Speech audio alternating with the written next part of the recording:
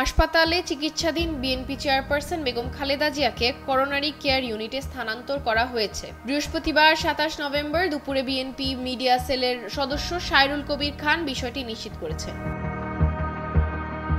সাইরুল কবির জানান, দুপুরে এভারকেয়ার হসপিটালে যান বিএনপি চেয়ারপারসনের ব্যক্তিগত চিকিৎসক এবং দলের স্থায়ী কমিটির সদস্য অধ্যাপক ডাক্তার AZM জাহিদ হোসেন। সেখানে তিনি চেয়ারপারসনের চিকিৎসা ব্যবস্থাপনায় যুক্ত মেডিকেল বোর্ডের কাছে তার শারীরিক অবস্থার খোঁজ খবর নেন। পরবর্তীতে দেশি বিদেশি বিশেষজ্ঞ চিকিৎসকদের সমন্বয়ে গঠিত মেডিকেল বোর্ডের তত্ত্বাবধানে সিসিওতে নিবিড় পর্যবেক্ষণে বিএনপি চেয়ারপারসনের চিকিৎসা চলছে বলে জানিয়েছেন।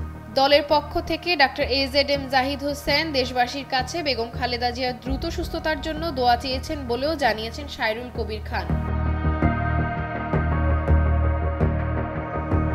এর আগে গত রবিবার রাত ৮টায় রাজধানীর এভারকেয়ার হাসপাতালে ভর্তি করা হয় বেগম খালেদা জিয়াকে। সবশেষ বুধবার বিএনপি চেয়ারপারসনের শারীরিক অবস্থার উন্নতির কথা জানান সাইরুল কবির খান।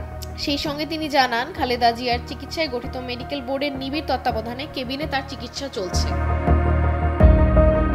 ৭৯ বছর বয়সী বেগম খালেদা জিয়া বহু বছর ধরে আর্থারাইটিস, ডায়াবেটিস, কিডনি, ফুসফুস, চোখের সমস্যা সহ নানা জটিলতায় ভুগছেন। কিছুদিন পরই নানা জটিলতায় তাকে হাসপাতালে যেতে হচ্ছে। তাসরিহা আব্দুল্লাহ, ডেইলি।